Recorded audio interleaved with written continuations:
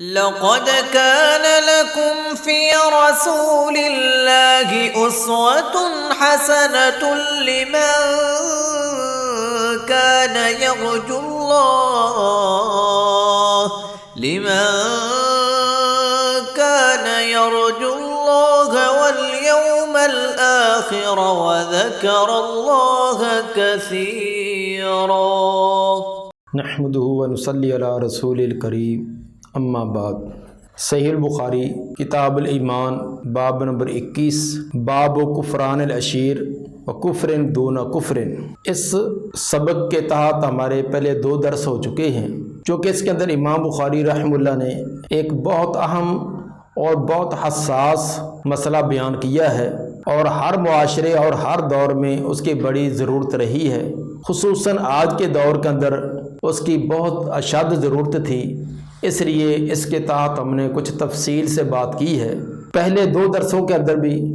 مسئلہ تکفیر کے بارے میں بات ہوئی تھی کہ کسی مسلمان پر کفر کا حکم لگانا، کفر کا فتویٰ لگانا، یہ بہت حساس مسئلہ ہے۔ یہ ہر ایرے وغیرہ کا یہ کام نہیں ہے، بلکہ اس کے لیے اہل علم نے جو شروط و قیود، جو اصول و ضوابط بیان کیے ہیں، ان کو مد نظر رکھنا بہت لازمی ہے۔ آج کے اس درس میں تکفیر کے اصول و ضوابط انتہائی اختصار سے بیان کیے جائیں گے۔ ہر کلمہ وہ مسلمان ہے اور اسلام کے دائرہ میں ہے جب تک کفر کی شرائط اس کے اندر نہ پائی جائیں، اور اسی طرح کفر سے جو ماننے کی نفی ہو، کفر کی شرائط اس میں نہ پائی جائیں اور کفر سے ماننے کی نفی اس میں پائی جائے، جب تک یہ چیزیں ہیں وہ مسلمان ہے، اس کو اسلام سے خارج نہیں کیا جا سکتا۔ اس کے بارے میں شرائط اہل علم نے مختلف بیان کی ہیں۔ سب سے جامع اور مختصر انداز میں جو تکفیر کے اصول و ضوابط بیان کیے ہیں وہ امام ابن تیمیہ رحمہ اللہ نے بڑے اختصار سے بیان کیے ہیں۔ مجموع الفتاوی جلد 14 صفحہ 118 پر امام ابن تیمیہ رحمہ اللہ فرماتے ہیں وَأَمَّا إِذَا كَانَ يَعْلَمُ مَا يَقُولُ فَإِنْ كَانَ مُخْتَارًا قَاصِدًا لِمَا يَقُولُهُ فَهَذَا هُوَ الَّذِي يُعْتَبَرُ قَوْلُهُ۔ جب کلمہ کفر کہنے والا اس بات کو جانتا ہو جو وہ کہہ رہا ہے، اس میں خود مختار ہو اور قصد و ارادہ سے کہے، تو تب اس کے کلمہ کفر کا اعتبار کیا جائے گا۔ اس کے اندر امام ابن تیمیہ رحمہ اللہ نے 3 شرطیں، 3 اصول بیان کیے ہیں۔ پہلا اصول تو یہ کہ وَأَمَّا إِذَا كَانَ يَعْلَمُ مَا يَقُولُ، یعنی کلمہ کفر جس نے کہا ہے وہ جانتا ہے، جو وہ بات کہہ رہا ہے اس کو پتہ ہو کہ واقعی یہ کفریہ کلمہ ہے، کفریہ بات ہے، وہ اس کو جانتا بھی ہو۔ اگر جہالت سے، لا علمی کی وجہ سے اس نے وہ کلمہ زبان سے ادا کر دیا، کوئی فعل کفر یا جہالت اور لا علمی کی وجہ سے کر دیا، تو اس بنا پر اس کو کافر قرار نہ دیا جائے گا، کیونکہ جہالت یا یہ بھی معنی کفر ہے۔ جہالت اور لا علمی کی وجہ سے کوئی ایسا کلمہ کہہ دے، کوئی ایسا فعل کرے جو حقیقتاً وہ کلمہ اور فعل ہے تو کفر، لیکن وہ کہنے والا، کرنے والا وہ جاہل ہے، اس کو پتہ ہی نہیں کہ یہ اس سے انسان اسلام سے خارج ہو جاتا ہے یا یہ کفریہ کلمہ ہے، تو ایسے جہالت کی بنا پر کہنے والوں کو بھی اسلام سے خارج نہیں کیا جائے گا۔ امام ابن قدامہ رحمہ اللہ وہ اپنے عظیم کتاب المغنی جلد 12 صفحہ 275 اور مسئلہ نمبر 1540 کے تحت فرماتے ہیں کہ تارک نماز کو چھوڑنے والا، تارک صلاۃ، اس کے بارے میں انہوں نے فرمایا کہ ولا خلاف بین اہل العلم کہ فی کفر من ترکہ جاہدا لوجوبہا اذا کان ممن لا یجہل مثلہ ذالک، کہ ایک آدمی جو نماز کی فرضیت کے وجوب، اس کے فرض ہونے کے، اس کے وجوب کو جانتا ہے، نماز کی فرضیت کو جانتا ہے، تو پھر بھی اس کا وہ انکار کرتا ہے، نماز کا وہ تاثر تارک نہیں بلکہ اس کا انکار ہے، تو ایسا انکار کرنے والا من تارکہ جاہدن، انکار کرے نماز کا، لے وجوب یا اس کے وجوب کا انکار کرے، اور کرے بھی آمدن قصدن کرے تو ایسے کے کفر میں کافر ہونے میں تو تمام کا اتفاق ہے۔ لیکن فَإِن كَانَ مِمَّن لَا يَعْرِفُ الْوُجُوبَ، اگر وہ ایسا آدمی کہ جو نماز کے وجوب اور فرضیت کو جانتا ہی نہیں، اس کے علم میں نہیں کہ نماز واجب ہے، فرض ہے، پھر آگے مثال دیتے ہیں کہ حدیث الاسلام، جیسا کہ نیا اسلام میں داخل ہونے والا، اسلام میں نیا داخل ہوا ہے، اس کو پتہ ہی نہیں کہ نماز، روزہ، حج، زکوٰۃ یہ فرض واجب ہیں یہ نہیں ہے، اس کا علم نہیں ہے۔ یا اسی طرح ناشی بغیر الاسلام، جو غیر اسلامی کسی علاقہ میں رہنے والا ہے، اسلامی تعلیمات سے وہ واقف نہیں ہے، اور بادیت بعیدت عن الامصار، یا کوئی دور دراز ایسی آبادی میں رہنے والا، یہاں کی اسلامی تعلیمات اس کو نہیں پہنچی، تو ایسا وَأَهْلُ الْعِلْمِ لَمْ يَحْكُمْ بِكُفْرِهِ، ایسے نماز کے انکار کرنے والے پر اہل علم نے کفر کا فتویٰ نہیں لگایا۔ جو نماز کا انکار کرے لیکن انکار ہے جہالت کی وجہ سے، اس کو پتہ ہی نہیں کہ نماز یہ فرض ہے، لازم ہے، تو جہالت اور لا علمی کی وجہ سے انکار کرے تو امام بن قدامہ فرماتے ہیں کہ اہل علم اس کے کفر کا فتویٰ اس پر نہیں لگاتے۔ اسی طرح ابن ماجہ حدیث نمبر 1853 جو صحیح سند کے ساتھ واقعہ ہے، حضرت معاذ رضی اللہ تعالیٰ عنہ ملک شام میں گئے تو انہوں نے دیکھا کہ وہاں کے جو لوگ ہیں وہ اپنے سرداروں کو، اپنے پادریوں کو سجدہ کرتے ہیں۔ حضرت معاذ رضی اللہ تعالیٰ عنہ نے سوچا کہ یہ لوگ اپنے سرداروں اور پادریوں کو سجدہ کرتے ہیں تو ہمارے نبی کی شان، مرتبہ، مقام تو بہت اعلیٰ ہے، تو آپ زیادہ حقدار ہیں۔ جب وہ واپس آئے تو انہوں نے وہ دیکھا جو نظریہ تھا اس کے مطابق انہوں نے نبی کو سجدہ کیا۔ یہ ابن ماجہ کے اندر الفاظ ہیں۔ آپ نے پوچھا ما ھذا یا معاذ، اے معاذ یہ کیا کیا؟ انہوں نے بتلایا کہ میں ملک شام میں گیا تو وہاں کے لوگ اپنے سرداروں کو، بڑے کو، پادریوں کو سجدہ کرتے ہیں، تو آپ کا شان اور مقام تو کیا ہی بات، تو آپ تو زیادہ حقدار ہیں۔ آپ نے فرمایا کہ یہ جائز نہیں، اگر اللہ کے علاوہ کسی اور کو سجدہ کرنا جائز ہوتا تو میں عورت کو، بیوی کو حکم دیتا کہ اپنے خاوند کو سجدہ کرے۔ اب آپ نے ان کو اس کام سے منع تو کیا کہ آپ نے یہ کام غلط کیا، یہ نہیں کرنا، لیکن ان کو یہ نہیں کہا کہ تم اسلام سے خارج ہو گیا، تم کلمہ دوبارہ پڑھو، یہ بات نہیں کہی۔ چنانچہ امام شوکانی اس روایت کی پر یہ تبصرہ فرماتے ہیں، نیل الاوطار جلد 12 صفحہ 341 جو صبحی حلاق کی تحقیق کے ساتھ ہے، فرماتے ہیں کہ وفی ھذا دلیل علی ان من سجد جاہلا لغیر اللہ لم یکفر۔ امام شوکانی فرماتے ہیں کہ یہ حدیث دلیل ہے کہ جو اللہ کے علاوہ کسی غیر کو سجدہ کرے اور سجدہ وہ جہالت اور لا علمی کی وجہ سے کرے تو لم یکفر، اس کو کافر قرار نہیں دیا جائے گا۔ اسی طرح صحیح بخاری کا حدیث نمبر 7503 اور صحیح مسلم کا بھی یہ روایت ہے، بلکہ امام بخاری یہ 3 مرتبہ یہ واقعہ اپنے صحیح میں لائے ہیں۔ ابو سعید رضی اللہ تعالیٰ فرماتے ہیں کہ نبی صلی اللہ علیہ وآلہ وسلم نے یہ ہمیں واقعہ سنایا کہ پہلی قوموں کے اندر ایک آدمی تھا، جب اس کی موت کا وقت آیا تو اس نے اپنے اولاد کو اکٹھا کیا اور کہا کہ بتلاؤ بھی میں نے تمہارا کھانے پینے اور پرورش کے کیسے انتظامات کیے؟ انہوں نے کہا کہ ابا جی آپ نے بہت اچھے کیے۔ انہوں نے کہا پھر اچھا میری ایک وصیت ہے، اس پر عمل کرو گے؟ جی ہاں ضرور کریں گے۔ اس نے کہا کہ جب میں مر جاؤں میرے جسم کو آگ میں جلانے کے بعد پھر تمام جو میرا پنجر وغیرہ اس کا پیسنے کے بعد کچھ ہواؤں میں اڑا دینا، کچھ پانیوں میں بہا دینا، اس لیے کہ اگر اللہ نے مجھے کھڑا کر لیا تو میں نے زندگی بھر نیکی تو کی نہیں ہے تو مجھے عذاب بڑا سخت ملے گا، اس لیے یہ کام کرنا ہے۔ لفظ اس میں آتا ہے کہ ان یقدر اللہ علیہ، اگر اللہ نے اس پر قدرت پا لی، اس کو اٹھانے پر قدرت پا لی، یعذب، تو اللہ اس کو عذاب دے گا۔ چنانچہ اس کے بیٹوں نے ایسے کیا،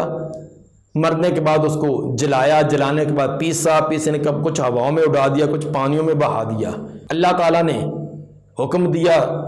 ہواؤں کو، پانیوں کو، تمام کے تمام اس کا ذرہ ذرہ اکٹھا ہو گیا، اللہ نے کھڑا کر لیا اپنے سامنے،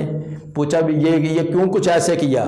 اس نے کہا یا اللہ تیرے ڈر کی وجہ سے، تیری خوف اور ڈر کی وجہ سے کہ میں نے زندگی بھر کوئی عمل نہ کیا تھا، مجھے ڈر بڑا آتا تھا کہ میں نے اس لیے کیا ہے، تو چنانچہ اللہ تعالیٰ نے اس کو معاف کر دیا۔ اب یہ صحیح بخاری اور صحیح بخاری اور صحیح مسلم کا واقعہ ہے۔ امام ابن حزم فرماتے ہیں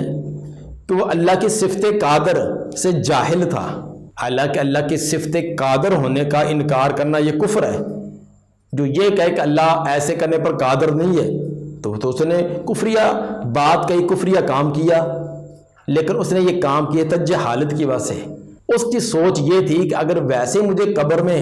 دفن کر دیا گیا تو تب تو مجھے اللہ اٹھائے گا، اگر مجھے جلا دیا گیا، اڑا دیا گیا، پانیوں میں بہا دیا گیا تو پھر شاید اللہ قادر نہ ہو، اللہ مجھے نہ اٹھا سکے۔ تو وہ اللہ کی قدرت اور طاقت سے جاہل تھا، جہالت کی وجہ سے نے یہ کام کیا۔ تو ابن حزم رحمہ اللہ فرماتے ہیں کہ وہ اللہ کی ذات کا اقرار کرنے والا تھا، اللہ کی ذات کا خوف بھی اس کو تھا، اللہ کو مانتا تھا، لیکن اللہ کی قدرت کا انکار اس نے جہالت کی وجہ سے کیا ہے، اس لیے اللہ نے اس کو معاف کر دیا۔ اور مسند احمد کی حدیث نمبر 8040 میں اس کے بارے میں یہ الفاظ بھی آتے ہیں، لم یعمل خیرا قط الا التوحید۔ اس آدمی نے جس نے یہ کہا تھا کہ مجھے جلا کر اڑا دینا،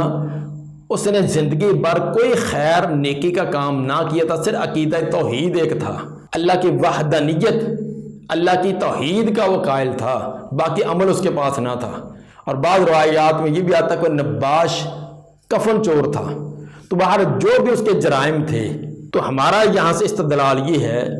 کہ وہ اللہ تعالیٰ کی عظیم صفت قادر ہونا، اس کا وہ انکار تھا، لیکن اس کا انکار تھا جہالت کی وجہ سے، لیکن اس کے باوجود اللہ نے اس کو معاف کیا۔ تو ثابت یہ ہوا کہ جہالت کی وجہ سے، لا علمی کی وجہ سے کوئی کلمہ کفر کہہ دے، کوئی کفر یا کام کر دے تو اس پر کفر کا حکم نہیں لگایا جائے گا۔ اسی طرح سورہ مائدہ کی آیت نمبر 112 میں حضرت عیسیٰ علیہ السلام کے حواریوں کے بارے میں ہے،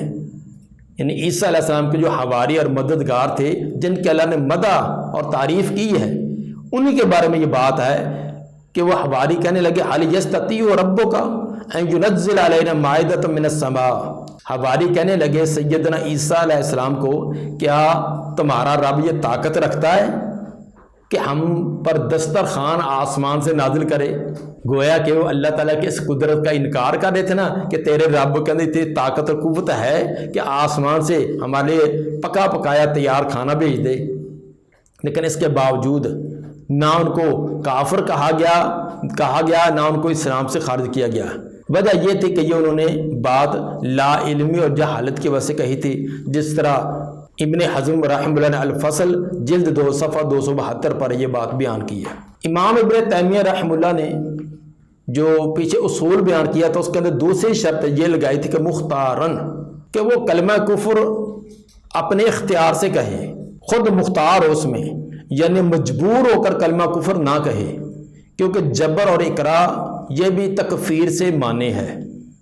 جیسے اللہ تعالیٰ نے فرمایا سورہ نحل کی آیت نمبر 106 میں، من کافر باللہ من بعد ایمانہ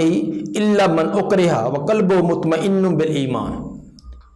جس نے اللہ کا انکار کر دیا ایمان لانے کے بعد کفر کیا یعنی مرتد ہو گیا، اس کی آگے سخت وعید بیان کی، لیکن استثناء قرار دیا ان کو الا من اکرہ، مگر جن کو مجبور اور لاچار کر دیا گیا، وقلبہ مطمئن بالایمان، لیکن دل ان کا ایمان پر مطمئن ہے۔ جو دلی طور پر دل ایمان پر مطمئن ہے لیکن زبان سے مجبوراً ان کے زبان سے کلمہ کفر کہلوا دیا گیا تو ان پر کوئی عتاب، کوئی گرفت نہیں ہے۔ اس کا سبب نزول بھی اس آیت کا امام طبری نے اپنی تفسیر طبری جلد 14 صفحہ 237 پر اور امام حاکم نے جلد 2 صفحہ 357 پر بیان کیا کہ حضرت عمار بن یاسر رضی اللہ تعالیٰ عنہ، کافروں نے ان کو پکڑ لیا، سخت اذیتیں اور تکلیفیں دی اور ان کو نبی کے خلاف الفاظ کہنے پر مجبور کیا، حتیٰ کہ نبی کی رسالت کے بارے میں اس پر انکار پر آمادہ کیا۔ سخت اذیتیں دینے پر انہوں نے جان بچانے کے لیے یہ ایسی بات کہہ دی۔ جب انہوں نے چھوڑا تو دوڑتے ہوئے نبی صلی اللہ علیہ وسلم کے پاس روتے ہوئے آ رہے ہیں، بڑے پریشان اور غمگین، پوچھا کہ کیا ہوا، تمام واقعہ بتلایا کہ کافروں نے پکڑ لیا، بڑی اذیتیں دی، انتہائی مجبوری اور لاچاری کی شکل میں جان بچانے کے لیے میں نے آپ کے خلاف کوئی بات کہہ دی۔ آپ نے فرمایا کہ دل کی کیفیت کیا تھی؟ انہوں نے کہا کہ دل اللہ کے رسول میں بالکل آپ کے نبوت پر، آپ کی رسالت پر، آپ کے لائے ہوئے اسلام اور نظام پر بالکل مطمئن تھا۔ آپ نے فرمایا کہ فِنْ عَادُوا فَعُدْ، اگر دوبارہ کبھی ظالم آپ کو پکڑ کر ایسا سختیاں دے کر کچھ کہنا چاہے تو پھر آپ بھی ایسا دوبارہ کہہ کر پھر بھی جان بچا لینا۔ تو ثابت ہوا کہ اگر کلمہ کفر جبر کی وجہ سے مجبور کر کے گن پوائنٹ پر یا اس کو دھمکی دے کر زبان سے کوئی نکلوا لیتا ہے تو اس پر وہ بھی دائرہ اسلام سے خارج نہیں ہوگا۔ ابن عباس رضی اللہ تعالیٰ فرماتے ہیں کہ فَأَمَّا مَنْ أُكْرِهَ فَتَكَلَّمَ بِهِ لِسَانِهِ، جس کو مجبور کر دیا گیا اور اپنے زبان سے سنے کہ کلمہ ایسا کلمہ کفر کہہ بھی دیا، وَخَالَفَهُ قَلْبُهُ بِالْإِيمَانِ، لیکن دل اس کے زبان سے کہے ہوئے کلمے کے خلاف ہے، دل ایمان پر مطمئن ہے۔ لِيَنْجُوَ بِذَلِكَ مِنْ عُدُوِّهِ، یہ اس نے کہا کہ اپنے دشمن سے جان بچانے کے لیے فَلَا حَرَجَ عَلَيْهِ، اس پر کوئی حرج نہیں۔ یہ تفسیر طبری جلد 17 صفحہ 305۔ تو ثابت یہ ہوا کہ کلمہ کفر کوئی زبان سے نکالے لیکن جبروں سے نکلوایا جائے تو ایسے اس پر بھی کفر کا اطلاق نہیں ہوگا۔ تیسری شرط جو امام ابن تیمیہ نے لگائی ہے وہ قاصدن سے مراد کہ وہ قصد اور ارادے سے وہ کلمہ اس نے ادا کیا ہو، جس نے کلمہ کفر ادا کیا ہے وہ اپنے قصد اور ارادے سے کیا ہو، یعنی غلطی، خطا، سبقت لسانی کی وجہ سے نہ ہو، کیونکہ جو خطا ہے یہ بھی معنی تکفیر ہے، یہ بھی تکفیر سے معنی ہے۔ جس طرح کہ سورہ احزاب کی آیت نمبر 5 میں اللہ نے فرمایا وَلَيْسَ عَلَيْكُمْ جُنَاحٌ فِي مَا أَخْطَأْتُمْ بِهِ وَلَكِنْ مَا تَعَمَّدَتْ قُلُوبُكُمْ، تم پر کوئی گناہ نہیں جو تم خطا سے کر بیٹھو، خطا غلطی سے جو کام کر بیٹھو اس پر تم پر کوئی گناہ، کوئی وزر، کوئی عتاب نہیں۔ وَلَكِنْ مَا تَعَمَّدَتْ قُلُوبُكُمْ، لیکن گرفت اس پر ہوگی جو تمہارے دلوں نے کیا ہے، جو قصداً ارادتاً کرو اس کی گرفت ہے۔ تو ثابت ہوا کہ خطا اور غلطی سے اگر کوئی کام ہو جائے تو اس پر گرفت نہیں، جس طرح کہ روزے کی حالت میں بھول کر خطا سے انسان کھا پی لے تو اس کے روزہ باطل نہیں ہوتا، اس پر اس کی گرفت نہیں ہے، حالانکہ کھانے پینے سے روزہ تو باطل ہوتا ہے لیکن وہ ہے آمدن۔ تو خطا، غلطی، نسیان کی وجہ سے یہ کام کیا ہے تو یہ اس کا کھانا پینا بھی خطا، گناہ اور جرم میں نہیں آئے گا، اس کا روزہ باقی ہے۔ اس کا ایک واقعہ اور زیادہ وضاحت کرتا ہے۔ صحیح بخاری کی حدیث نمبر 6309 اور صحیح مسلم کی حدیث نمبر 2747۔ حضرت انس بن مالک رضی اللہ تعالیٰ عنہ فرماتے ہیں کہ رسول مقبول صلی اللہ علیہ وآلہ وسلم نے فرمایا کہ اللہ تعالیٰ اپنے بندے سے توبہ کرنے پر اتنے خوش ہوتے ہیں، جب بندہ کی جرم غلطی کرنے کے بعد توبہ استغفار کرتا ہے تو اللہ اپنے بندے سے اتنے خوش ہوتے ہیں۔ آپ نے ایک تمثیل بیان کی کہ جیسے کہ مسافر ہو، مسافر اس کی سواری ہے، اس کا کھانا دانا اس کے اوپر رکھا ہوا ہے، تو ریگستان کے اندر چلتا جا رہا ہے، ایک جگہ درخت کے نیچے آرام کرنے کے لیے وہ تھوڑی دیر کے لیے اترا تو سواری اس نے ساتھ ہی باندھ دی ہے، تھوڑی دیر کے بعد اٹھا، نہ سواری ہے نہ کھانا پینا ہے، بڑا وسیع اور یہ ریگستان ہے تو بڑا پریشان ہے۔ اس نے چاروں طرف کوشش کی، نظر دوڑائی، دوڑ بھاگ کی، لیکن سواری اس کو نظر نہ آئی۔ اس نے کہا اب موت ہے، اب کیا ہو سکتا ہے، نہ کوئی پانی، نہ کوئی کھانا، نہ کوئی اور۔ تو اسی درخت کے نیچے پھر لیٹ جاتا ہے کہ اب موت کا انتظار کرتے ہیں۔ اس کی آنکھ لگے اور آنکھ کھلے تو دیکھے تو سر کے اوپر سواری بھی کھڑی ہے، اس کا کھانا پینا بھی ہے۔ تو وہ آدمی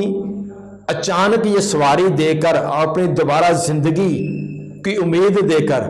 غلطی سے یہ زبان سے لفظ کہتا ہے اللہم انت عبدی وانا ربو کا۔ اللہ کہنا کیا چاہیے تھا؟ کہنا یہ چاہیے تھا کہ اللہم انت ربی، یا اللہ تو میرا رب ہے، وانا عبدو کا، میں تیرا بندہ غلام ہوں۔ کہنا یہ چاہیے تھا، اس نے غلطی سے، لا علمی سے، نسیان کی وجہ سے الٹ کہہ دیا اللہم انت عبدی، یا اللہ تو میرا بندہ، وانا ربک، اور میں تیرا رب۔ نعوذ باللہ، غلط کتنا کلمہ کہہ دیا۔ لیکن یہ اس نے کہا اخطا من شدت الفرح،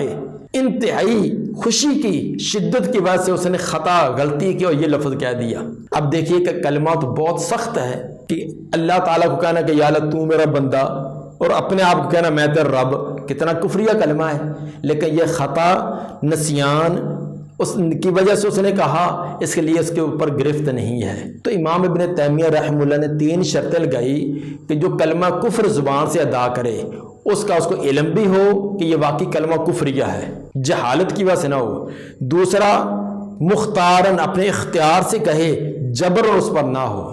تیسری شرط یہ کہ قاصدن، قصد اور ارادہ سے کہے، نسیان کی وجہ سے، خطا کی وجہ سے، سبقت لسانی کی وجہ سے کوئی ایسا لفظ صادر نہ ہو۔ تو یہ تینوں شرطیں پائی جائیں یک وقت، تب اس پر یہ حکم لگایا جائے گا، ورنہ نہیں۔ اور اسی بات کی وضاحت صحیح بخاری کے روایت میں بھی آتا ہے کہ چنانچہ نبی حضرت عبادہ بن صامت رضی اللہ تعالیٰ فرماتے ہیں کہ نبی صلی اللہ علیہ وآلہ وسلم فرمایا کہ بایعنا علی السمع والطاعۃ، کہ ہم نے، عبادہ بن صامت فرماتے ہیں ہم نے آپ کی یہ بیعت کی، ہم نے بیعت کی کس بات پر؟ بایعنا علی السمع والطاعۃ، کہ ہم آپ کی بات سنیں گے اور اطاعت کریں گے، فی منشطنا و مکرہنا، خوشی ہو یا نہ خوشی ہو، ہر صورت میں، وہ اسرنا و یسرنا، خوشحالی ہو یا تنگی ہو، وہ اثرت علینا، اور اگر ہم پر دوسروں کو ترجیح بھی دے دی گئی تب بھی ہم آپ کی اطاعت کریں گے۔ اور اس بات پر بھی ہم نے بیعت کی، وہ اللہ ننازع الامر اہلہ، کہ ہم جو اہل ہیں، حکمران ہیں، صاحب اختیار ہیں، ان سے اختلاف نہیں کریں گے، الا ان تروا کفرا بواحا، اللہ کہ تم ان میں کفر دیکھو واضح، عندکم من اللہ فی برہان، تمہارے پاس اس کی واضح دلیل ہو۔ یہ صحیح بخاری حدیث نمبر 7056، صحیح مسلم حدیث نمبر 1709، اور اس طرح مسند احمد بہقی کے اندر بھی یہ روایت موجود ہے۔ اس کے اندر جو نبی صلی اللہ علیہ وآلہ وسلم نے آخر میں فرمایا کہ اس بات پر بھی بیعت کرے کہ اللہ ننازع الامر اہلہ، کہ ہم جو صاحب اختیار ہیں، صاحب اقتدار ہیں، ان سے اختلاف نہیں کریں گے، الا یہ کہ 4 چیزیں ان کے اندر دیکھیں، کیا تھی؟ الا ان تروا کفرا بواحا عندکم من اللہ فی برہان، آپ نے 4 چیزیں بیان کی ہے۔ نمبر 1، الا ان تروا، کیا کہ تم خود دیکھو، تم اپنے حکمرانوں میں، اپنے صاحب اختیار اور اقتدار والے لوگوں میں خود اپنی آنکھوں سے وہ غلط کام دیکھو، سنی سنائی بات نہ ہو، فلاں نے کہا ہے، سنا ہے، کہتے ہیں، تو جس کا کوئی سر پاؤں نہ ہو، ایسی بات نہیں، خود تم دیکھو۔ اس کو دیکھنے کی کئی شکلیں ہوتی ہیں، یا تو آنکھوں سے دیکھو، یا ایسا رؤیت علمی طور پر پختی پوری تحقیق سے آپ کو بات یہ پہنچے کہ واقعی فلاں صاحب نے یہ بات کہی ہے، یہ کلمہ اس نے ادا کیا ہے۔ دوسرا آپ نے لفظ بولا الا ان تروا کفرا، کہ تم ان کے اندر کفر دیکھو، فسق نہ ہو، کسی گناہ پر، صغیرہ گناہ ہے یا کبیرہ گناہ ہے، اس پر کفر کا حکم نہ لگاؤ، اس پر نہیں لگے گا، کفر دیکھو۔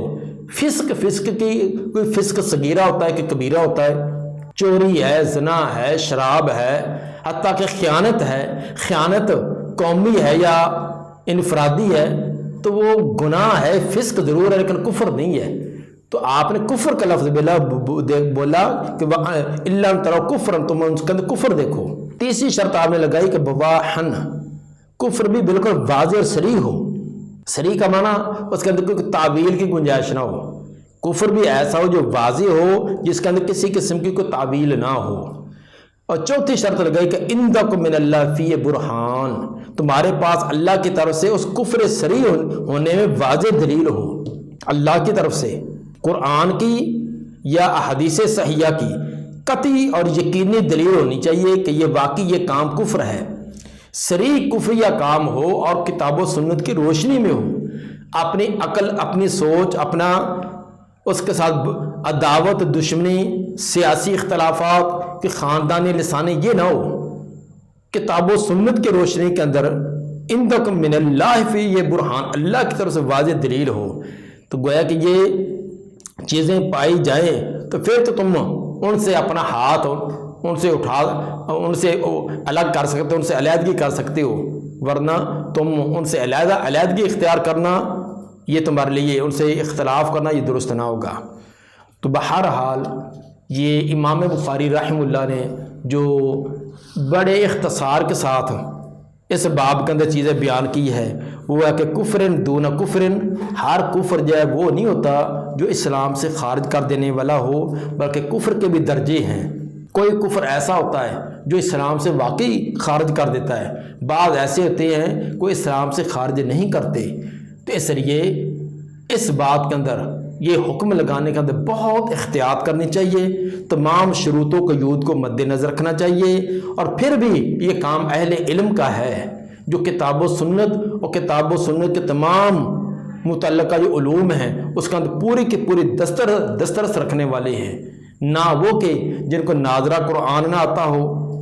قرآن کا سادہ ترجمہ نہ آتا ہو، اسلام کے بنیادی احکام کی واقفیت نہ ہو، وہ معمولی باتوں پر یہ اس طرح کے کفر والے حکم اور فتوے لگاتے رہے، یہ کسی صورت میں بھی جائز نہیں۔ اللہ تعالیٰ ہمیں توفیق عطا فرمائے کہ اسلامی تعلیمات ان کو صحیح کما حق کو ہو سمجھ کر ان کے مطابق ہم اپنے آپ کو ڈالیں۔ اللہ تعالیٰ ہمیں توفیق عطا فرمائے۔